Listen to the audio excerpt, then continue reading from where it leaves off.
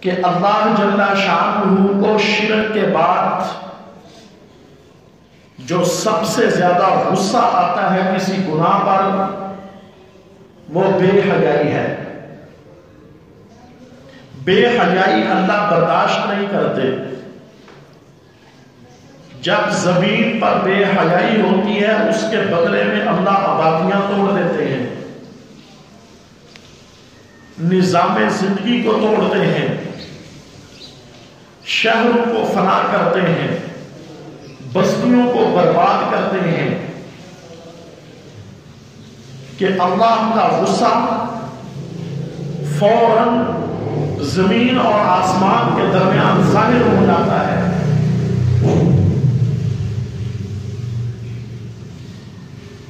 اور بے حیائی ایمان کو ختم کرنے کی پہلی سیڑھی ہے۔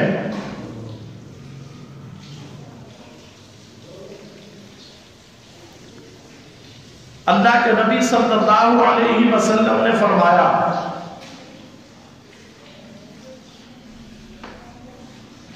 اذا لم تستمع ففعل ما شئت، کہ جب حیا ختم ہو جائے پھر تم جو چاہو کرو۔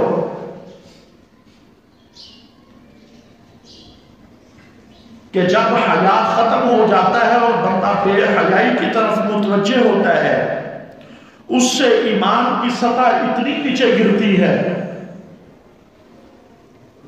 کہ پھر گناہ کرنا بندے کے لیے مشکل نہیں رہتا، گناہ کا حجاب ختم ہو جاتا ہے۔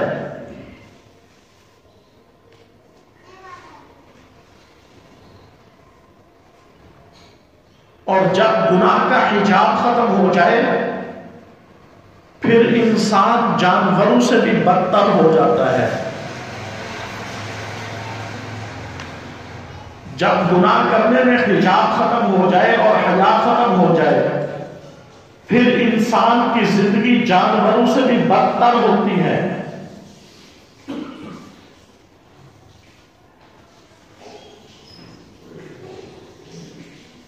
اس کی زندہ مثال اہل مغرب کی زندگی ہے۔ اہل یورپ کی زندگی ہے کہ جنہوں نے ایک عرصہ پہلے محبت اور آزادی کا نعرہ لگا کر اپنی اقوام کو لا کر اس سطح پر کھڑا کیا ہے کہ اب ان کے لیے پیچھے آنا مشکل ہوتا جا رہا ہے۔ ان کی اقوام، ان کے خاندان اس سطح پر آ گئے ہیں کہ ان کے لیے پیچھے جانا مشکل ہو رہا ہے۔ مشکل کیا بلکہ ان کو اپنی اقوام کو حیا کے دائرے میں لانے کے لیے ناممکن نظر آ رہا ہے۔ آج سے کچھ عرصہ پہلے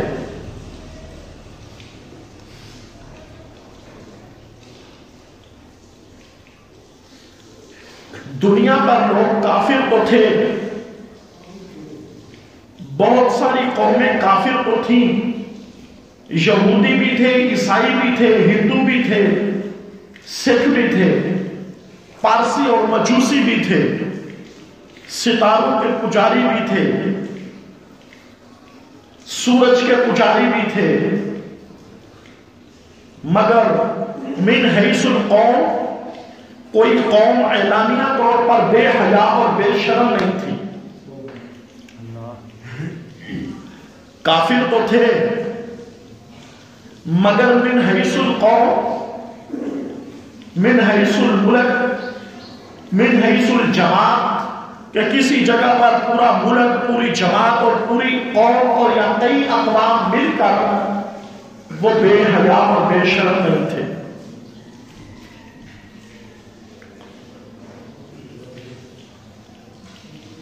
لیکن زمانہ قریب میں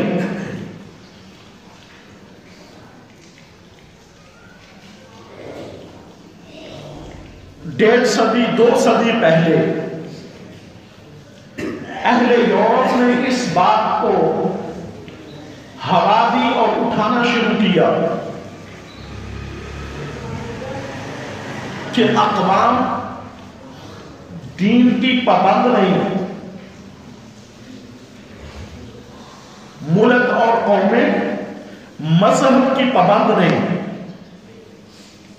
مسلمان اسلام کے پابند نہیں، یہودی دین کے پابند نہیں، عیسائی دین کے پابند نہیں، بلکہ جو جس کا دل چاہے وہ کرو۔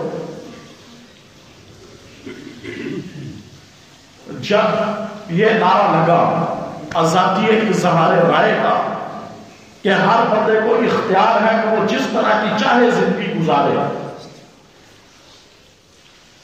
تو اس کا دائرہ آہستہ آہستہ وسیع ہوتا گیا، اور وسیع ہوتے ہوتے یورپ کے تمام اقوام اور تمام ممالک اس کی لپیٹ کے اندر آ گئے۔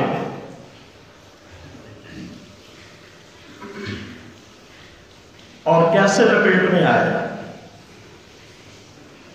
کہ اس سطح پر پہنچ چکے ہیں،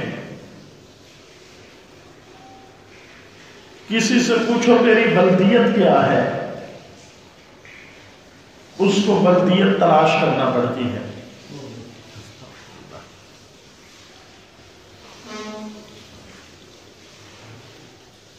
کسی سے پوچھو تیرا بھائی کون ہے، تو اس کو بھائی اور باپ کے اندر تمیز کرنے کے اندر فرق کرنے کے اندر اور تمیز کرنے کے اندر دقت محسوس ہوتی ہے کہ میں اس کو باپ کہوں یا اس کو بھائی کہوں۔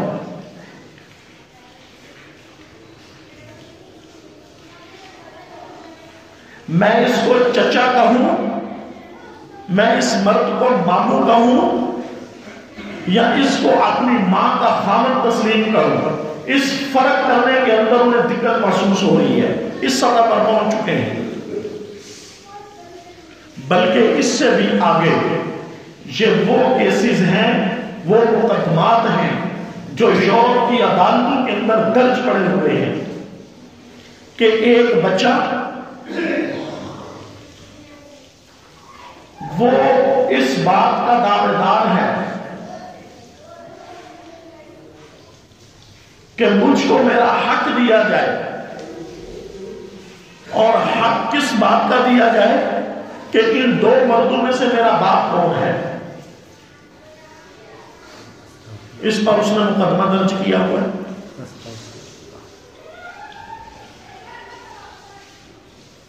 پھر اس سے بڑھ کر ایک مرد کے بارے میں ایک عورت اس مرد کے بھائی ہونے کی بھی دعوے دار ہے اور خامد ہونے کی بھی دعوے دار ہے۔ اس سے پوچھو تیرا بھائی کون ہے، کہتی ہے فلاں۔ اس سے پوچھو تیرا خامد کون ہے، کہتی ہے فلاں۔ ایک ہی شخص کو بھائی بھی بناتی ہے، ایک ہی شخص کو خامد بھی بتلاتی ہے۔ یہ تباہی جو اہل مغرب اور اہل یورپ کے ہاں ہوئی، اس کی بنیاد کہاں سے پڑی؟ اس کی بنیاد یہاں سے پڑی کہ ہر بندہ اپنی زندگی گزارنے کے اندر آزاد ہے، لہذا آزادی اظہار رائے کے تحت ہر بندے کو یہ حق دیا جائے کہ اس کا جو دل چاہے وہ کرے۔ جبکہ اسلام نے اس کا رد کیا ہے اور اسلام نے اس کی مخالفت کی ہے، اور کسی کو آزادی اظہار رائے کے نام پر لادینیت اور بے حیائی کو فروغ دینے کا اختیار نہیں دیا، بلکہ یہ اختیارات اسلام نے ان سے ضبط کیے ہیں اور زندگی گزارنے کا ایک خط کھینچا ہے کہ آپ آزادی سے زندگی گزارو، مگر اس خط سے آگے نہیں جانا، ان حدود کو پار نہیں کرنا۔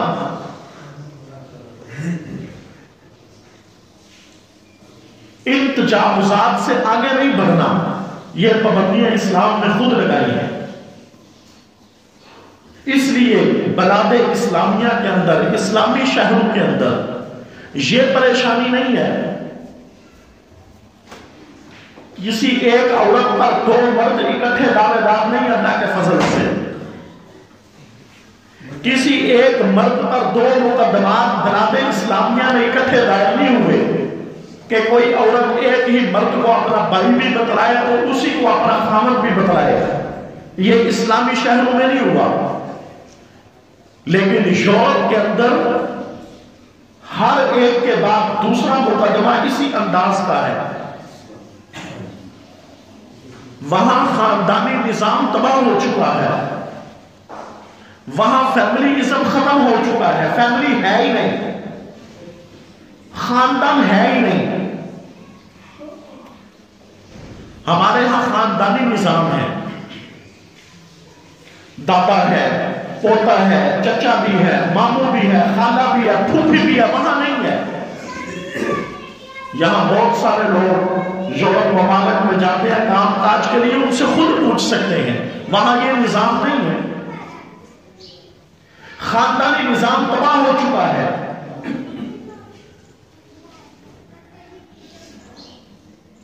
فیملی کا نظام ختم ہو چکا ہے. وہ جو فیملی اور خاندان کا نظام ختم ہوا ہے اس کے پیچھے بنیاد یہ ہے کہ ہر بندہ اپنی زندگی گزارنے کے اندر آزاد ہے. جس کا جو دل چاہے وہ کرو. جبکہ اسلام کہتا ہے نہیں، آزاد تو ہو مگر پابند بھی ہو. تمہارے لیے ایک دائرہ کھینچا گیا ہے، ایک خط کھینچا گیا ہے، اس سے باہر نہیں نکلنا. اور اسلام نے اس بے حیائی سے بچانے کے لیے اور اس لادینیت سے اپنے معاشرے کو محفوظ رکھنے کے لیے اور اس بد تہذیبی سے بچنے کے لیے ایک دائرہ یہ کھینچا ہے کہ ایک مرد اور ایک عورت کے درمیان ایجاب اور قبول کے ذریعے نکاح کو جاری کیا جائے. نکاح کا مقصد اولاد کا حاصل کرنا نہیں، اولاد تو ضمن ملے گی. نکاح کا مقصد بے حیائی سے بچنا ہے. نکاح کا مقصد حرام سے بچنا اور حلال کی طرف متوجہ رہنا ہے. اور اس کو وضع کیا ہے اسلام نے. آزادی اظہار رائے اسلام نے دیا ہے، مگر یورپ کے طرز پر نہیں دیا. انسانی فطرت کو سامنے رکھ کر دیا ہے. انسانی مزاج کو سامنے رکھ کر دیا ہے. خاندانی منصوبے کو سامنے رکھ کر آزادی اظہار رائے کا حق دیا ہے. جبکہ اہل مغرب اور اہل یورپ نے ان تمام چیزوں کی تمیز نہیں کی، بلکہ ان کو ثبوت تاز کیا ہے، جس کی وجہ سے ان کو اس پریشانی کا سامنا کرنا پڑ رہا ہے. اور پھر الٹا یہ کہ وہ خود شرمندہ ہوں بلکہ اسلام پر اعتراض کرتے ہیں. امریکہ کے اندر ایک سیمینار ہوا جس میں انہوں نے پوری دنیا سے علماء کو بلایا. تو ہمارے گجرانوالہ سے ہمارے استاد محترم حضرت مولانا زاہد الراشدی صاحب دامت برکاتہ راریہ میں تشریف لے گئے. تو چند ایک علماء مسلمانوں سے بلائے تھے، باقی انہوں نے مختلف مذاہب سے وہاں لوگوں کو جمع کیا. تو مولانا فرماتے ہیں کہ وہاں ایک بحث شروع ہوئی کہ اسلام عورت پر ظلم کرتا ہے کہ عورت کو انتہائی کم عمری کے اندر اس کو نکاح کر کے اگلے گھر کے اندر بیچ دیتے ہیں، جبکہ وہ اپنے ماں باپ کے گھر کی محبتوں کو سمیت نہیں پاتی اور اسے آگے رخصت کر دیا جاتا ہے.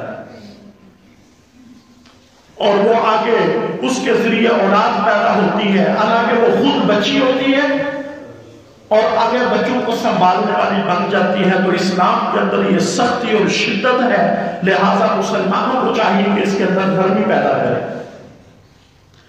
تو مولانا فرماتے ہیں کہ میں نے اس کا جواب تقریر میں بھی دیا، لیکن تقریر ختم ہونے کے بعد جب اس حال سے باہر نکلے تو وہاں ایک مانگنے والی لڑکی کھڑی ہوئی تھی، بیکاری، جس طرح یہاں عورتیں مانگتی ہیں وہاں کھڑی تھی.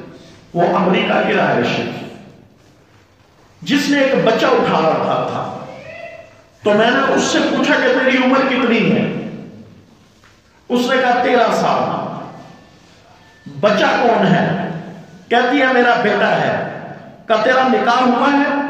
کہا نکاح نہیں ہوا. تو فرمایا میں نے ان سارے پادریوں کو بلایا اور ان سے کہا یہ دیکھو تم طنز ہمارے اوپر کرتے ہو، تنقید تم اسلام پر کرتے ہو کہ اسلام کم عمری کے اندر نکاح کے بند کے اندر باندھ دیتا ہے عورت کو. تو ہم جو نکاح کے بند کے اندر باندھتے ہیں اس کے اندر تعین ہے. جب اس طرح کا تعین تم نہیں کرو گے، عقد تم نہیں کرو گے، تو اس کے نتائج اس طرح کے تمہارے سامنے آئیں گے کہ اولاد بھی موجود ہے لیکن اولاد کے باپ کا علم نہیں کہ اس کا باپ کون ہے. بچے موجود ہیں مگر وہ بچے ہیں کس مرد کے یہ پتہ نہیں. تو کہ اس سے بچانے کے لیے اسلام نے نکاح کا عقد رکھا ہے، نکاح کا دائرہ کھینچا ہے، نکاح کا ایک خط کھینچا ہے تاکہ معاشرے کو بے حیائی سے بچایا جا سکے. تو اہل یورپ نے آزادی اظہار رائے کے نام پر جو فحاشی اور بے حیائی کو عام کیا، اس کے نتائج ان ملکوں کے اندر ان کو بھگتنے پڑ رہے ہیں. لیکن اللہ نے بہت فضل فرمایا کہ ایک زمانے تک مسلمانوں نے اس کا اثر نہیں لیا، لیکن دشمن وار کرتا ہے انداز بدل بدل کر. انہوں نے ایک زمانے تک زور لگایا کہ مسلمانوں کا اسلام کیسے مٹا دیا جائے، وہ نہیں مٹا سکے. پھر انہوں نے اپنی قوت خرچ کی کہ مسلمانوں کا ایمان کیسے ختم کیا جائے، وہ ختم نہ کر سکے. اب انہوں نے وار کیا ہے کہ نہ ان سے ہم اسلام چھین سکتے ہیں، نہ ہم ان سے ایمان کی طاقت چھین سکتے ہیں. اب ان کے ایمان اور اسلام کو گھن لگاؤ. یہ لکڑی کو گھن لگ جاتی ہے نا، وہ کھاتے کھاتے دم ٹوٹ جاتی ہے. انہوں نے کہا گھن لگاؤ، اور گھن لگاؤ بے حیائی کی، کہ مسلمانوں کو بے حیا اور بے شرم بنا دو، اور ان کا خاندانی نظام اور ان کی وہ تہذیب اسی طرح ختم کر دو جس طرح اہل مغرب اور اہل یورپ کی اپنی تہذیب اور اپنا ایک خاندانی نظام ختم ہو چکا ہے. اس کو انہوں نے مختلف طریقوں سے ہمارے معاشرے کے اندر لایا. اس میں ٹیلی ویژن کو فروغ دیا گیا، مختلف فلمیں بنائی گئیں، گانے سنائے گئے، اور محبت کے نام پر نوجوانوں کو ورغلایا گیا. لیکن اب قریب کے زمانہ میں ایک قدم اس سے بھی آگے کیا اور 14 فروری کا دن متعین کر دیا کہ 14 فروری کو مرد اور عورت آپس کے اندر ایک دوسرے کو پھول پیش کر کے محبت کا اظہار کریں. اس کی ابتدا انہوں نے کروائی کہ بیٹے اپنی ماں کو پھول دیں. 1-2 سال اس طرح ہوا، لوگوں نے کہا کوئی بات نہیں. پھر یہ بات چلائی گئی کہ خامد اپنی بیویوں کو پھول دیں. پھر 1-2 سال اس طرح ہوا. معاشرے کے دانشوروں نے کہا کوئی بات نہیں، بیوی ہے جائز ہے. لیکن ابھی 2-4 سالوں سے اس کی عام چھٹی کی گئی اور اسکول اور کالجوں کے اندر اس کے باقاعدہ پروگرام منعقد کیے گئے کہ لڑکے لڑکیوں کو پھول کے گفٹ دے کر اظہار محبت کریں. اور یہ سیلاب بڑی تیزی کے ساتھ اہل مغرب سے اہل مشرق کی طرف بھی پھیلا، اور یہ پروگراموں کا انعقاد ہمارے شہروں میں بھی ہوا. لیکن گزشتہ سال، اس سال سے پچھلے سال اس پر تنقید بہت زیادہ ہوئی، اور مذہبی طبقات کی طرف سے اور اسلامی تنظیمات کی طرف سے پوری دنیا پر بڑا رد ہوا. اس کا فرق پھر واضح سامنے آیا کہ جس طرح پچھلے سالوں کے اندر اس کے باقاعدہ تشہیر کی جاتی تھی، الحمدللہ اس سال اس کی تشہیر نہیں ہوئی. جس طرح اس کے پروگراموں کا انعقاد ہمارے اسکول کالج اور تعلیمی اداروں کے اندر شروع ہوا تھا، اس سال ہوتے ہوئے نظر نہیں آ رہے. یہ اللہ کا فضل ہے. تو بات اس لیے عرض کی جا رہی ہے کہ یہ 14 فروری کا دن پرسوں کا دن ہے. ہم بھی اپنے معاشرے کے اندر اس کا خیال کریں کہ کہیں ہمارے ہاں بھی تو یہ رسم نہیں شروع ہو رہی، ہمارے گلی محلوں کے اندر بھی تو یہ رواج نہیں پکڑ رہی بات. ہمارے نوجوان کسی تعلیمی ادارے کے اندر، ہمارے بچے، ہمارے بیٹیاں یہ تو شرکت کرنے کے لیے نہیں جا رہے. اس پر ہمیں کڑی نظر رکھنی ہوگی. نظر نہیں رکھیں گے تو پھر وہ حشر ہوگا جو پہلے بہت سارے اقوام اور بہت سارے ملک اپنا آپ سب کچھ کھو بیٹھے ہیں اور اب وہ رو رہے ہیں. بعض دفعہ بندے کے دل میں ہوتا ہے کہ یہ میرے ایک کے کرنے سے کیا ہوگا. ایک کے کرنے سے بہت کچھ ہو جایا کرتا ہے. ایک کے کرنے سے بہت کچھ ہو جاتا ہے.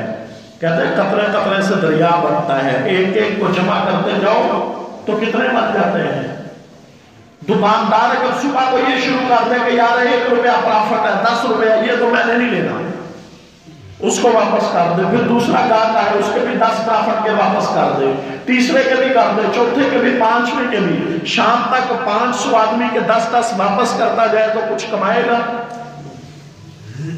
لیکن اگر شام تک 10 جمع کرتے جائے تو کتنا پرافٹ بن گیا؟ کیوں نہیں؟ پھر ہزاروں روپے جمع کر کے گھر لے جائے گا تو ایک ایک سے بہت کچھ ہو جاتا ہے. پھر ہمارے اذہان اور دلوں پر یہ بھی سوال ہوتا ہے کہ ہمارا محلہ تو اس سے پاک ہے. یہ بھی غلط فہمی ہوتی ہے.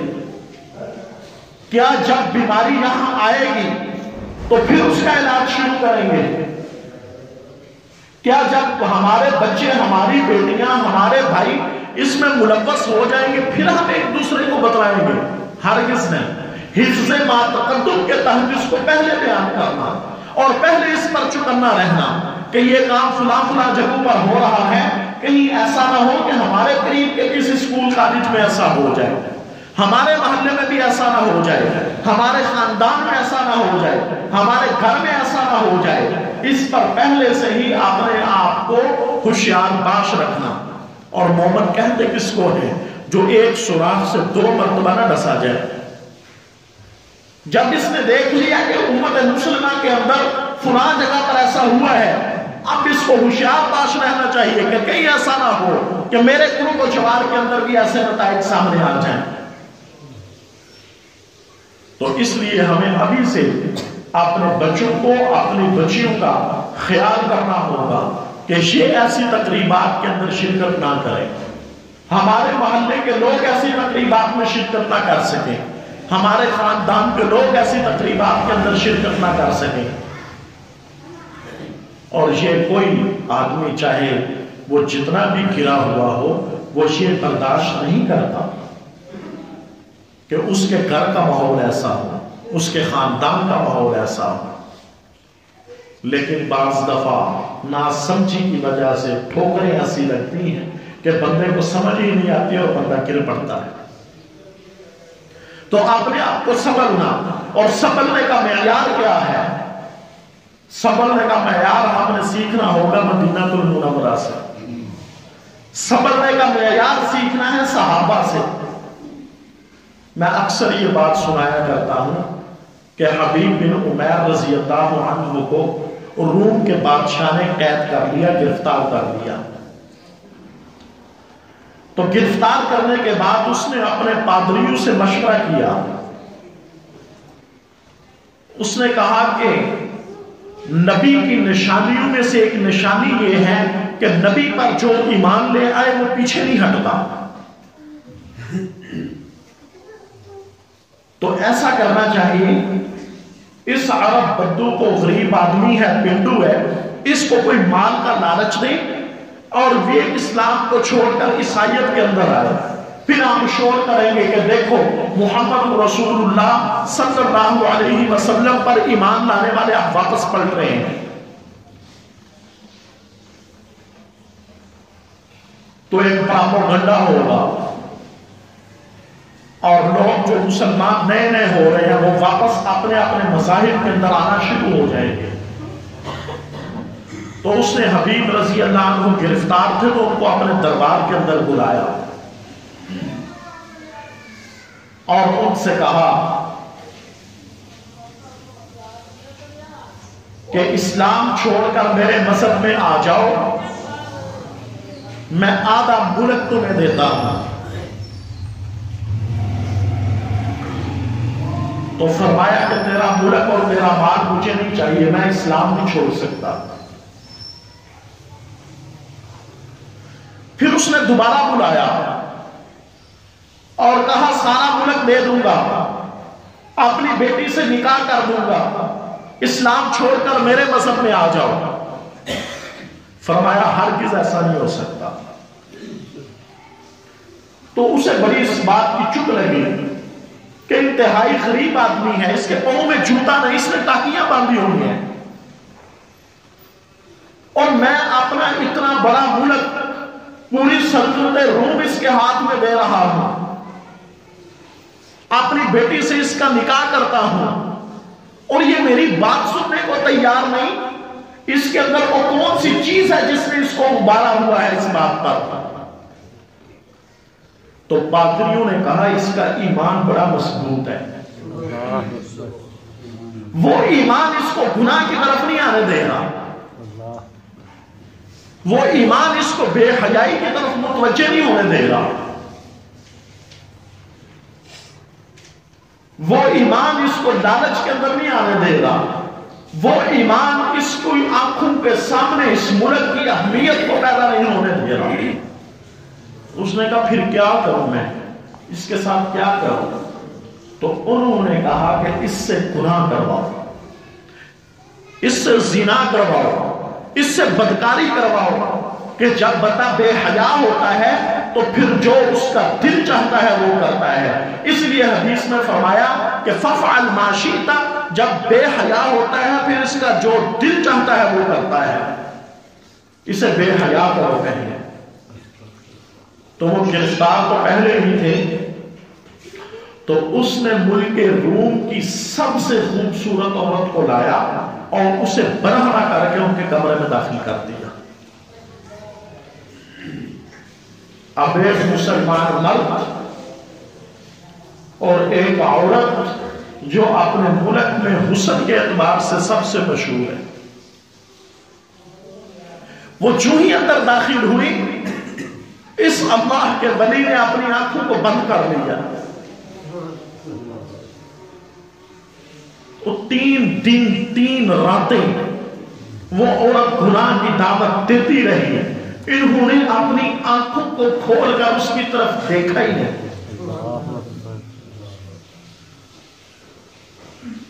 ہم مسجد میں بیٹھے ہیں، یہاں اللہ کی رحمت خاصہ براہ راست نازل ہو رہی ہے، تجلیات نازل ہو رہی ہیں، انوارات نازل ہو رہے ہیں. یہاں ہر ایک دعویٰ کر سکتا ہے جی میں گناہ نہیں کر سکتا، میں بڑا پکا ٹھکا مسلمان ہوں، امام کا ٹھیکیدار ہوں، مجھ سے گناہ نہیں ہو سکتا. ہم سارے یہ دعویٰ کر سکتے ہیں مسجد میں بیٹھ کے، لیکن یہی دعویٰ بازار میں جا کر کرنا مشکل ہو جاتا ہے.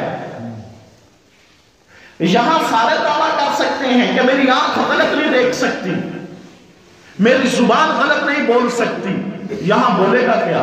یہ تو مسجد ہے، بیٹھے ہیں جمعے کی نماز کے انتظار میں، سن رہے ہیں اللہ اور اس کے رسول کی باتیں. یہاں کسی میں ہمت ہے غلط بولنے کی، غلط سننے کی، غلط دیکھنے کی؟ لیکن یہی دعویٰ بازار میں جا کر مشکل ہو جاتا ہے. تو ہمارے پاس تو گناہ کے اسباب نہیں، ہم اس لیے کر رہے ہیں کہ گناہ نہیں ہو سکتا. وہاں گناہ کے سبب موجود ہے. اور رومی نے ساتھ خنزیر کا گوشت بھی رکھا اور شراب بھی رکھ دی. یہ تینوں وہ گناہ ہیں جو ایمان ختم کرنے کی جڑیں ہیں. تو 3 دن 3 راتوں کے بعد وہ جو عورت تھی وہ پھٹ گئی، اس سے برداشت نہ ہو سکتا. اس نے کہا تو انسان ہے کہ کیا ہے؟ میں ملک روم کی وہ عورت ہوں جس کے حسن کا طواف کرنے کے لیے یہ بادشاہوں کے شہزادے سڑکوں پہ رولتے ہیں اور تو میری طرف دیکھتا ہی نہیں. تو یہاں اتنی خوبصورت بات ارشاد فرمائی، فرمایا دیکھو مجھے اتنی بھوک لگی ہوئی ہے کہ جان بچانے کے لیے اس خنزیر کو کھانا مجھ پر جائز ہو چکا ہے، اور مجھے پیاس کی اتنی شدت ہے کہ جان بچانے کے لیے اس کے چند گھونٹ پینا مجھ پر جائز ہو چکا ہے۔ لیکن جس نے بھی اسلام قبول کیا تھا اس نے اللہ سے وعدہ کیا تھا، یا اللہ مر تو جاؤں گا تیرا حکم نہیں توڑوں گا۔ تو اس نے رات کو دروازہ کھولا اور اس نے ایک تارا دکھلایا کہ اس تارے کی سیدھ پر چلتے جاؤ تو عراق پہنچ جاؤ گے، وہاں سے جا کر کسی سے مدینہ کا راستہ پوچھ لینا، بادشاہ سے میں خود نہیں ملوں گا۔ یہ حیا ہے مسلمان کی کامل حیا۔ وہ تو صحابہ ہیں پہلی صدی کے اللہ کے نبی کے صحبت یافتہ۔ یہاں قریب کا زمانہ ہے کہ دلی کے اندر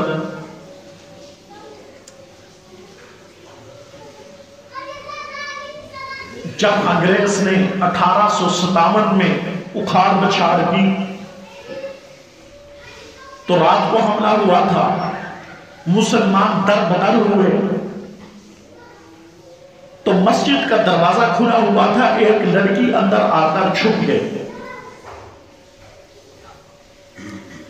وہاں ایک طالب علم بیٹھ کر حدیث کا مطالعہ کر رہا تھا۔ وہ کچھ وقت کے بعد اس عورت کی طرف دیکھتا اور پھر اپنی انگلی کو اس دیے پر جس کی روشنی میں مطالعہ کر رہا تھا اس پر رکھ دیتا۔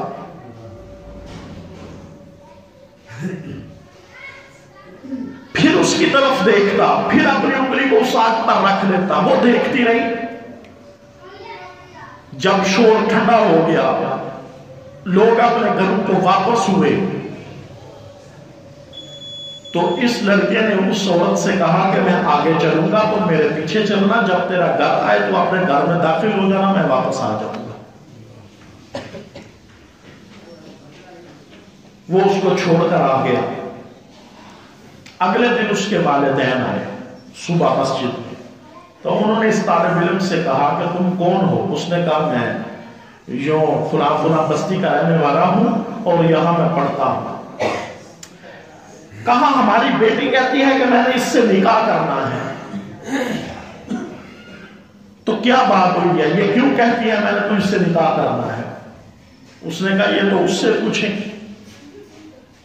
تو اس عورت نے بتلایا کہ میں نے اس سے بڑا باحیا اپنی زندگی میں نہیں دیکھا، اس لیے کہتی ہوں کہ اس سے نکاح کرنا ہے، کہ اس نے کہا ہے میں آگے چلتا جاؤں گا، تم میرے پیچھے چلنا تاکہ نظر نہ پڑے۔ اور دوسرا سوال کیا کہ رات کو تو اپنی انگلی کو، اس نے کہا کہ جب تیرے حسن کو دیکھتا تھا تو میرے اندر گناہ کی خواہش پیدا ہوتی تھی، پھر میں اپنی انگلی کو دیے پر رکھ کر کہتا تھا انگلی جب جلتی تھی تو اس کو نہیں برداشت کر سکتا، اس آگ سے 70 گنا زیادہ آگ کو جہنم میں کیسے برداشت کرے گا؟ تو یوں میں نے اپنے آپ کو گناہ سے بچایا۔ دارالعلوم دیوبند کا ایک طالب علم محلے میں جا رہا تھا، تو ایک عورت نے بلایا کہ سامان بڑا بھاری ہے، مجھ سے اٹھایا نہیں جاتا، گھر سے اٹھا دو۔ جب وہ طالب علم اندر گیا تو اس عورت نے وہ تھی اور رنڈی، اس نے گناہ کی دعوت دی، تو یہ بڑے پریشان ہوئے، نے کہا کہ میرا تقویٰ طہارت میں شروع ہے اور تو بدبخت مجھے کس طرح بلاتی ہے؟ تو جب یہ بھاگنے لگے تو اس نے کہا میں شور مچاؤں گی اور تیرا نام لے کر تجھے بدنام کروں گی کہ اس نے میری عزت پر حملہ کیا ہے۔ انہوں نے دل ہی دل میں کہا کہ یا اللہ مجھے گناہ سے بچاؤ اور میری مدد فرما۔ یہ قریب کی بات ہے، 100 سال پہلے میں، پرانی نہیں۔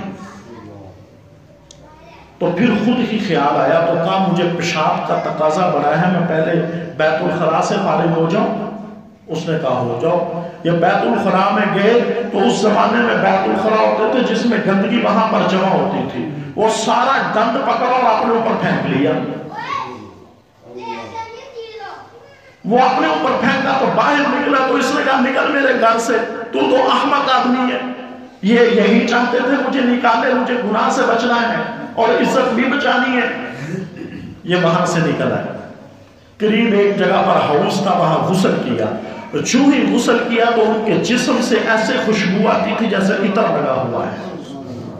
لوگ ان سے پوچھا کرتے تھے یہ خوشبو کیسی ہے, وہ بتلاتے نہیں تھے. ایک دن لوگوں نے گھیر لیا تو پھر کہا وہ فلاں جو رنڈی مر گئی ہے, ایک دن اس نے مجھے اپنے گھر میں اس طرح بلایا اور مجھے گرفتار کر لیا اور مجھے گناہ پر آمادہ کرنے لگی.